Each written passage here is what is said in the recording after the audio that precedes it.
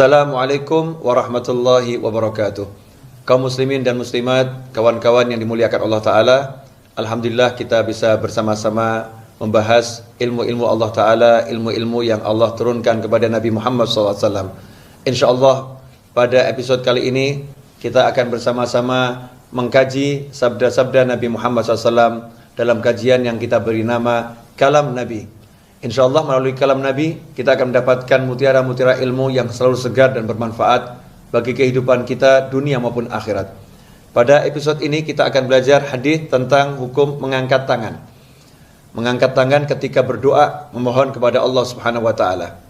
Dalam sebuah hadis yang diriwayatkan oleh Imam Al-Hakim dalam kitabnya Al-Mustadrak, Rasulullah SAW bersabda, "Idza sa'altumullaha fas'aluhu bibutuni akufikum wala tas'aluhu bidzuhuriha wamsahu biha wujuhakum."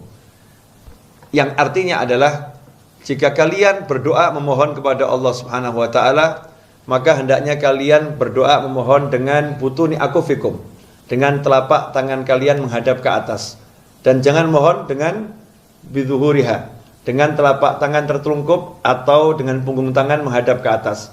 Jadi kalau meminta seperti ini, memohon sesuatu permohonan. Kalau menghindarkan seperti ini, maka Rasulullah mengajarkan, kalau kalian minta sesuatu pada Allah, maka tengadahkanlah tangan kalian, jangan telungkupkan tangan kalian. Setelah selesai berdoa, maka usapkanlah telapak tangan ini ke wajah kalian. Hadis ini diriwayatkan oleh Imam Al-Hakim dalam kitabnya Al-Mustadrak. Kitab Al-Mustadrak adalah kitab yang berisi hadis-hadis sahih yang berdasarkan syarat Imam Bukhari dan Muslim. Hadis tersebut sahih, tetapi tidak dicantumkan oleh Imam Bukhari dan Muslim di dalam kitab Sahih Bukhari ataupun di Sahih Muslim. Mungkin ada yang pernah mendengar atau membaca dalam riwayat Imam Bukhari bahwasannya Nabi Muhammad SAW, sebagaimana disebutkan oleh sahabat Anas bin Malik radhiyallahu taala anhu, bahwasannya Rasulullah SAW, kana Nabi SAW la yarfa'u yadayhi fi syai'in min du'aihi illa fil istilqa'i wa innahu yarfa'u hatta yura bayadu ibtaih.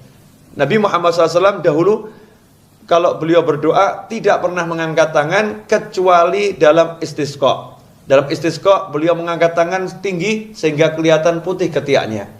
Hadis ini betul diriwayatkan oleh Imam Bukhari.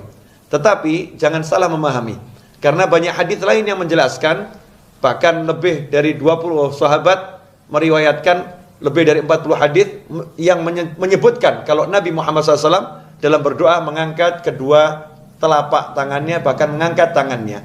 Lantas apa maksud hadis Rasulullah SAW tidak pernah mengangkat kedua tangannya kecuali dalam sholat istisqa?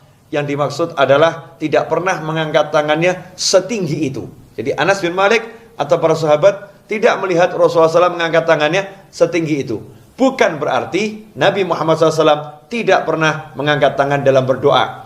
Karena dalam Sahih Bukhari sendiri diriwayatkan bahwasannya Nabi Ibrahim alaihissalam ketika Nabi Ibrahim berdoa membaca wahyu Allah Ta'ala dalam surat Ibrahim ayat 37, Rabbana inni askantu min dzurriyyati biwadin ghairi dzi zar'in 'inda baitikal muharrami Rabbana liyuqimus salata faj'al af'idatan minan nasi tahwi ilaihim warzuqhum minats thamarati la'allahum yashkurun.